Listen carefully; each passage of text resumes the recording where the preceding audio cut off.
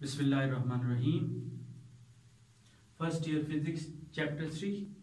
आज का हमारा टॉपिक है प्रोजेक्टाइल मोशन। अब प्रोजेक्टाइल मोशन जो है, प्रोजेक्टाइल निकला है प्रोजेक्ट से। अब प्रोजेक्ट क्या होता है कि जब किसी भी एक बॉडी को हम थ्रो करते हैं एट ए सर्टेन एंगल, तो उसको हम कहते हैं प्रोजेक्ट किया है।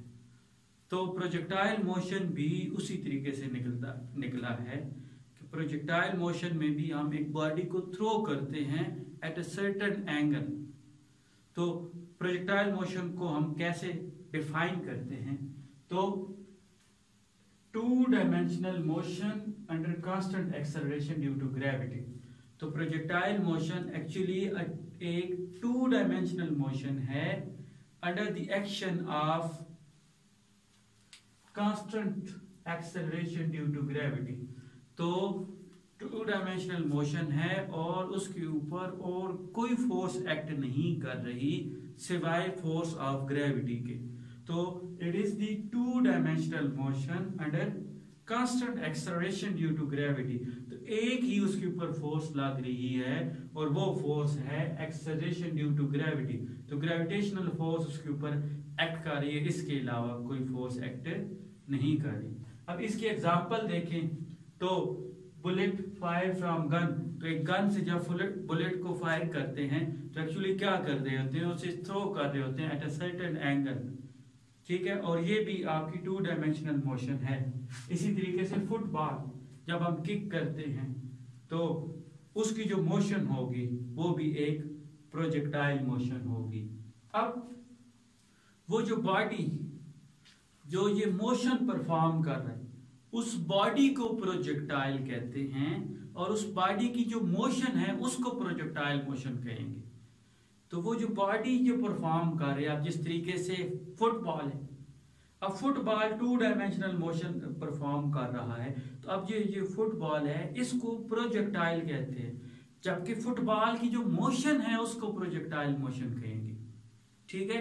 तो जो बॉडी परफॉर्म कर रही है टू डायमेंशनल मोशन, उस बॉडी को प्रोजेक्टाइल कहते हैं और जो उसकी मोशन है उसकी प्रोजेक्टाइल मोशन कहते हैं।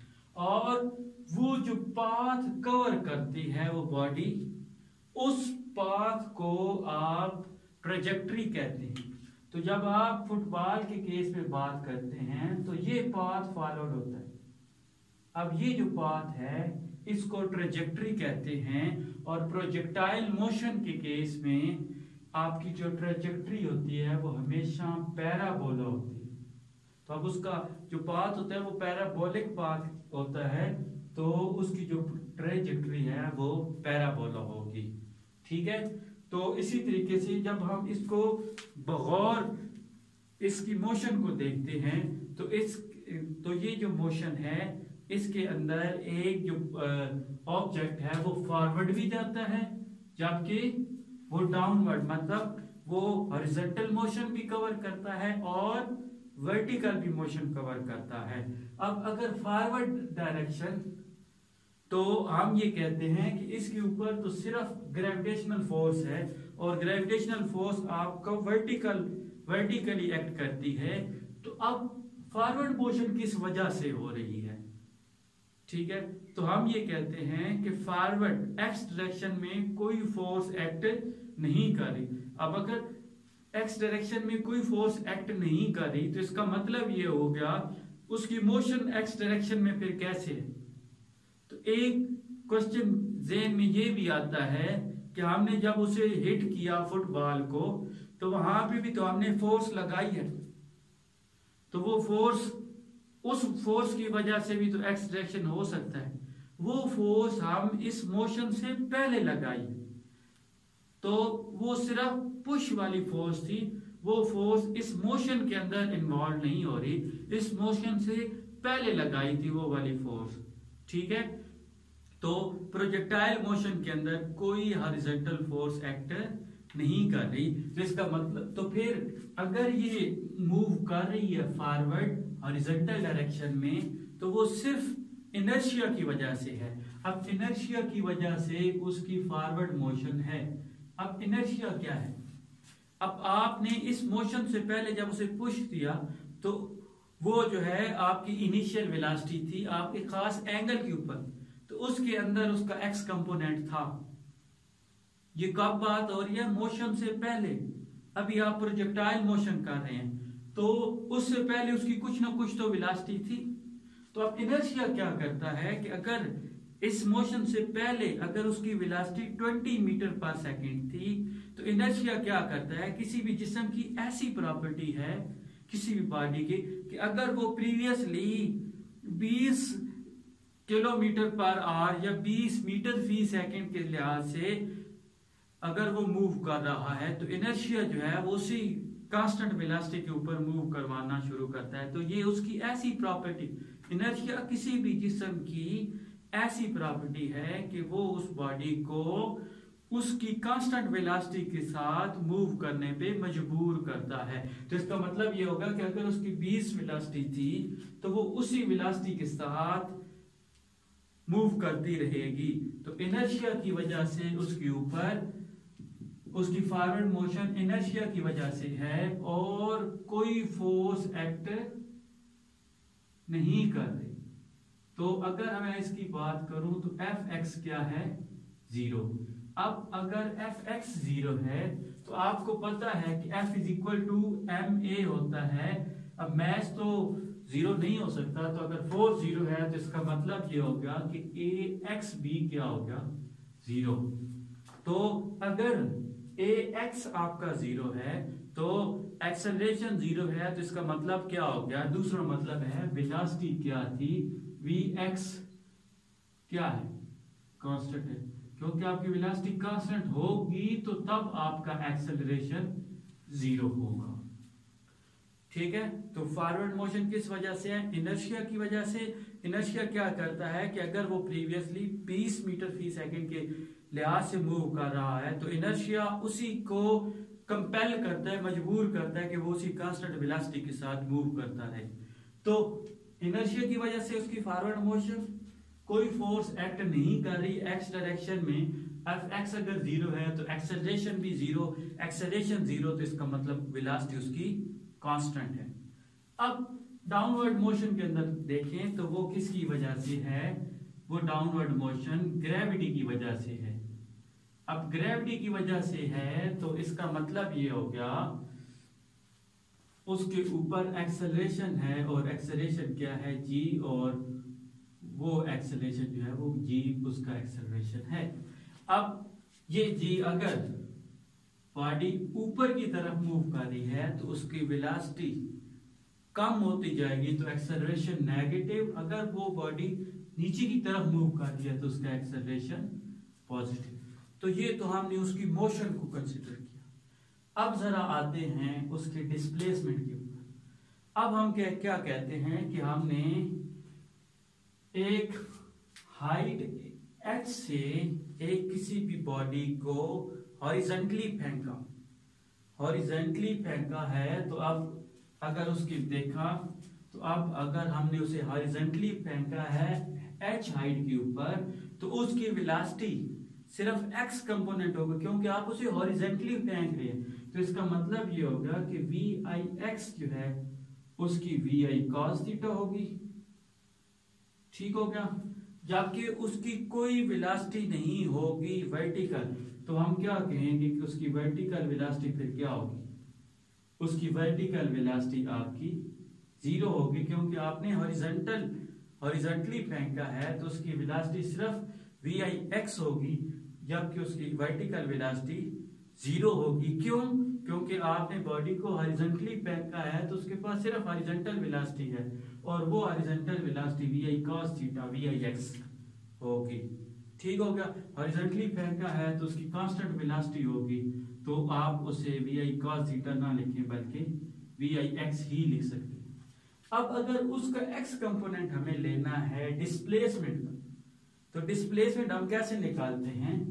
अगर वो कांस्टेंट वेलोसिटी के साथ मूव कर रहा है तो हम फार्मूला लगा सकते हैं S is equal to V T. ये फार्मूला कब लगाते हैं? जब आपकी वेलोसिटी या स्पीड कांस्टेंट हो, तो अब s जो है वो x डायरेक्शन में मूव कर रहा है, तो x किसकी इक्वल होगा, s आपका x हो जाएगा और ये vi x और इंटू टी। ठीक हो गया। अब इधर आप vi cos थीटा भी पुट कर सकते हैं, क्योंकि वेलोसिटी का x कंपोनेंट क्या है, vi cos थीटा और इंटू टी। तो vi x क्या हो गया, vi cos theta into T. अब अगर y कंपोनेंट निकालना है तो y कंपोनेंट किसकी इक्वल होगा, आपको पता है कि y is equal to vi t plus half a y into T square. अब अगर इसको देखें तो ये नीचे की तरफ आ रहा है, तो a y क्या आ गया, g आ गया, और vi y क्या है, 0। तो इधर से आपका क्या आंसर आएगा, ये 0 into T plus half G T square. तो ये 0 हो गया, तो इससे आपका आ गया जी टी स्क्वायर। तो आप इधर आपका डिस्प्लेसमेंट निकालिए।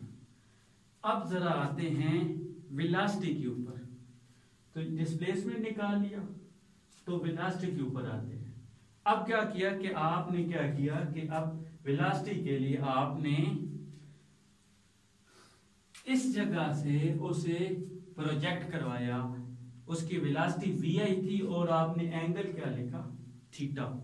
तो अब अगर इसको देखा जाए तो उसका x कंपोनेंट भी होगा और y कंपोनेंट भी होगा, क्योंकि आपने नीचे से प्रोजेक्ट कराया और एंगल आपका थीटा है। तो vi x क्या हो गया, vi cos थीटा, और vi y क्या हो गया, vi sin थीटा। अब आपने इंस्टेंटेनियस वेलोसिटी निकालनी है। पहले तो इनिशियल वेलोसिटी तो आपने दे दी, अब किसी जगह पे फाइनल पर, इस जगह के ऊपर आपने फाइनल वेलोसिटी निकालनी है vf। अब उसके लिए क्या करेंगे कि सबसे पहले उसका x कंपोनेंट निकालेंगे और फिर y कंपोनेंट निकालेंगे और फिर उन रेक्टेंगुलर कंपोनेंट की मदद से उसके vf निकाल लेंगे। अब जरा फाइनल वेलोसिटी का x कंपोनेंट निकालते हैं। हमें ये पता है कि vfx is equal to vix plus ax into T. तो अब vix क्या है, vi cos of theta, ax हमारा क्या है, 0 है, प्लस 0 इंटू टी। तो vfx क्या आ गया, vi cos ऑफ थीटा। तो ये आपका इनिशियल। अब इसी तरीके से आपका y कंपोनेंट, अब आपको पता है कि vfy जो है वो किसकी इक्वल है, viy plus ay to T. अब आपने नीचे से ऊपर की तरफ प्रोजेक्टाइल करें, तो अब ऊपर की तरफ है तो ay आ गया माइनस जी, और आपको पता है कि vfy क्या हो गया, vi वो है vi sin थीटा, और ay की जगह माइनस जी, तो ये माइनस जी टी आ गया। अब आपने x और y कंपोनेंट नहीं निकालना बल्कि फाइनल वेलोसिटी निकालनी। तो final velocity is equal to under the root vf x square plus vf y square. अब अगर इसको देखा जाए तो ये क्या बना, vi cos थीटा का square plus vi sin theta minus G T का स्क्वायर अंडर द रूट। ये तो उसकी मैग्नीट्यूड आ गया। अब अगर उसकी डायरेक्शन निकालेंगे तो वो थीटा होगी, वो किसकी equal, tangent inverse vfy over vfx। अब आपको पता है कि vfy किसकी इक्वल है, vi sin theta minus G T over vi cos of theta. तो ये आपकी इंस्टेंटेनियस वेलोसिटी निकल है। तो आज का लेक्चर इधर ही ख़त्म करते हैं। इंशाल्लाह नेक्स्ट लेक्चर के अंदर इस प्रोजेक्टाइल मोशन के टॉपिक को कंप्लीट करेंगे। तब तक के लिए अल्लाह हाफ़िज़।